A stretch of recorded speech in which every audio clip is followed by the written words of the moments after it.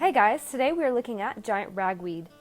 This is a really prolific plant here in Central Texas, and right now in the middle of summer it's at the height also of its growth. It's going to be a really tall plant. This one I would actually consider pretty small because I've seen them easily get about double my height. You usually find them in shaded areas or at the edge of shade. The leaves are quite large and they're lobed.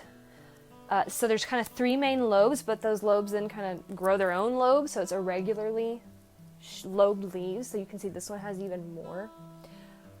Another way that you can identify this plant is by the texture of the leaves. They're very rough, like sandpaper, both sides of the leaf. And the stem as well. You can see tiny little hairs on it if you run your hand on it. It's going to be very rough to the touch. If you vigorously rub on it, or if you try to pull this plant up, it's going to leave a red stain on your hands, which is the reason this plant is also known as bloodweed. So yes, this is that ragweed, the one that causes seasonal allergies.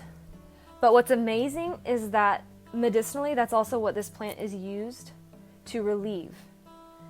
So it's taken as a fresh leaf tincture to treat the symptoms of hay fever. So you would harvest the leaves of this plant before it starts to bloom, before it starts to put out any pollen, so that you can avoid potentially contaminating the medicine and actually causing allergies instead of relieving them. So before the plant starts to bloom, harvest the leaves, tincture it 1 to 2 with a high percentage alcohol, and then you can use that tincture when you're experiencing the symptoms of hay fever. And it doesn't have to be hay fever from ragweed. It can be an allergic reaction with the symptoms of hay fever from anything.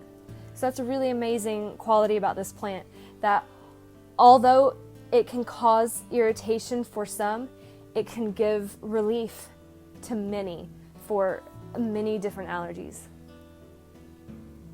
So thank you guys for watching, and I'll see you next time.